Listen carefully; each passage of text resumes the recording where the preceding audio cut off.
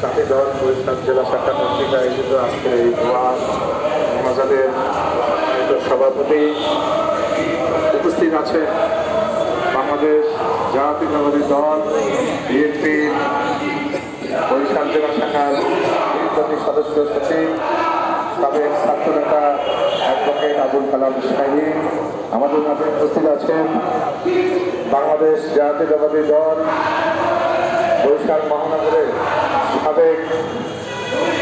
Senior যুগ্ম আহ্বায়ক সাবেক নেতা অ্যাডভোকেট আলী হাজার বাবু। আমাদের মাঝে উপস্থিত আছেন বাংলাদেশ জাতীয়তাবাদী দল বরিশাল সদর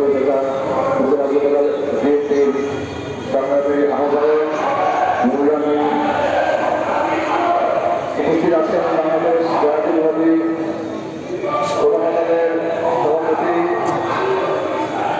এবং বাংলাদেশ জাতীয়তাবাদী যুবদল বরিশাল সদর উপজেলা যুবদলের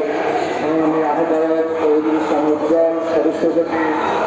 আলী হায়দার, সিনিয়র যুগ্ম আহ্বায়ক অলিউর রহমান সহ সকল নেতৃবৃন্দকে আমি বরিশাল জেলা যুবদলের পক্ষ থেকে সংগ্রামী শুভেচ্ছা। সংগ্রামী নেতৃবৃন্দ, আপনারা জানেন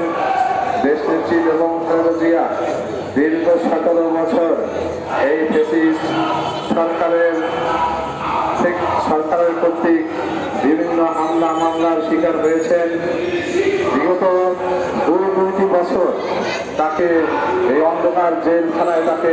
রাখা হয়েছে, যেখানে তাকে